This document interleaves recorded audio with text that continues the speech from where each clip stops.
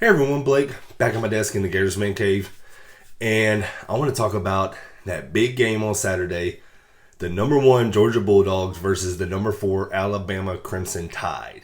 And I just want to talk about, how I feel the game's going to go, how Alabama can actually pull off the upset versus Georgia, and how Georgia could really just dominate and like they've done everybody all year.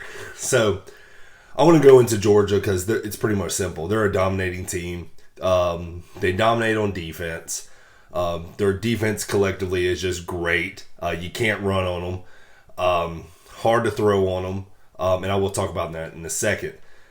But, Georgia's offense, led by Zamir White and James Cook, the brother of Dalvin Cook. He almost runs like him. And then you have Stetson Bennett.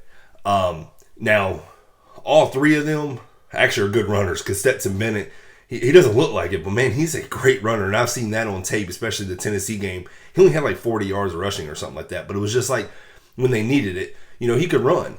And he's done that all year. So like Georgia is simple. Just play your game that you've done all year and dominate and you're going to win. Now the thing of what I've looked at, I went back and I looked at a lot of tape. Especially, I really keyed in on that Tennessee-Georgia game. Georgia gave up 200 yards to one receiver. He had 10 catches, 200 yards. And what I saw was Tennessee was going after like one corner a lot. And it's Derion Kendrick. And I didn't really know him at first. The name sounded familiar. I'm not familiar with Georgia too much. But the more I looked at it, I was like, man, this guy's he's a big corner. Doesn't look like he's a great coverage corner, but he looks like he'll come up and hit you. He did get an interception in the Tennessee game. Kendrick, Tennessee quarterbacks they're terrible. He threw it right to him. Kendrick has 2 interceptions on the year. He had the one against Tennessee, and then he had another one that got tipped, and he just caught it. His 2 interceptions were kind of like they were gift wrap for him. But more looking at him, I was like, man, he got manhandled a little bit on that Tennessee game. I was like, huh. I was like, they kind of went after him. And, I heard, the corners for Georgia were great, were all this.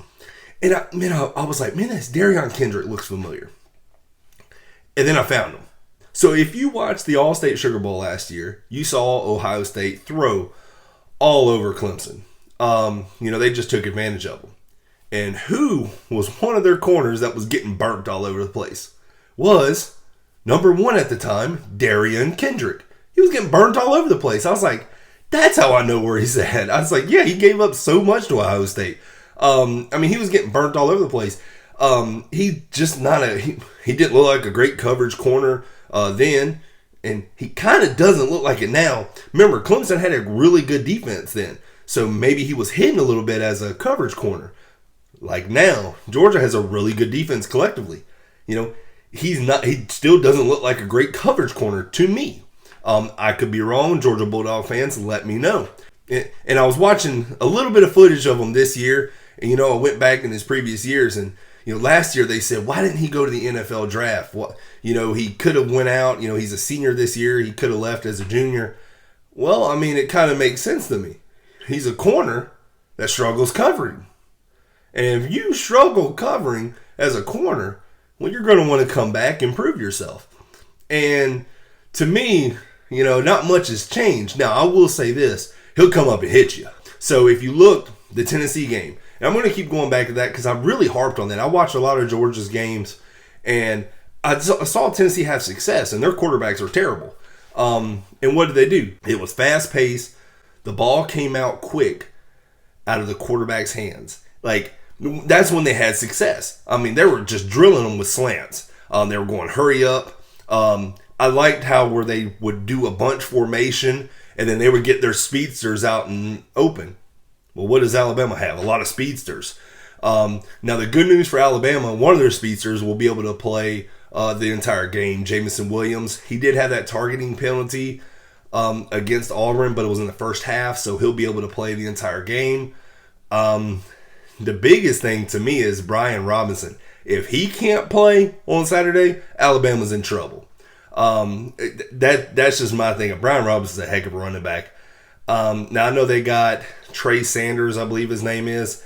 I mean, he's another 5-star running back, but he's not Brian Robinson. But that Alabama defensive line is going to have to get after Bennett. They're going to have to keep him in the pocket as well, because Alabama's defensive line is not bad. I think it's just the rest of their defense is not very good. But so that's kind of the things that's going to happen, right? And then really ultimately, Bryce Young is going to have to play elite the entire game.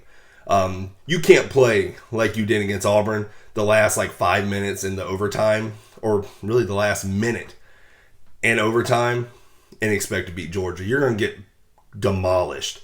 And like I said, is any of this, can all this happen? Yes. Do I think it's going to happen? I don't, but I also believe this game will be close in my eyes.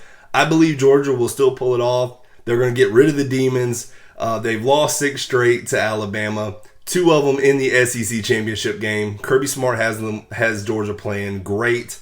They dominant all year. I don't see Georgia really slipping up, but I see it being a competitive game. Alabama's been there, done that. The only reason why I really keep it this close is because of Nick Saban. And I think Georgia will pull it off 28-24. That's in my eyes. I expect it to be a great game. I think the favorite, is Georgia at 6.5. I could see it being right there. I think the over-under is 50. So 28-24. So 52. I think it'll be right in there. But it just looks like this year, this Georgia team is just different. Kirby Smart has them playing at an elite level. And they're fun to watch. But I'm excited. I'm going to be tuning in on Saturday. And we'll see how it goes. But I appreciate y'all watching my video. Don't forget to hit that like button. Don't forget to hit that subscribe button as well. I appreciate y'all. Y'all have a great day.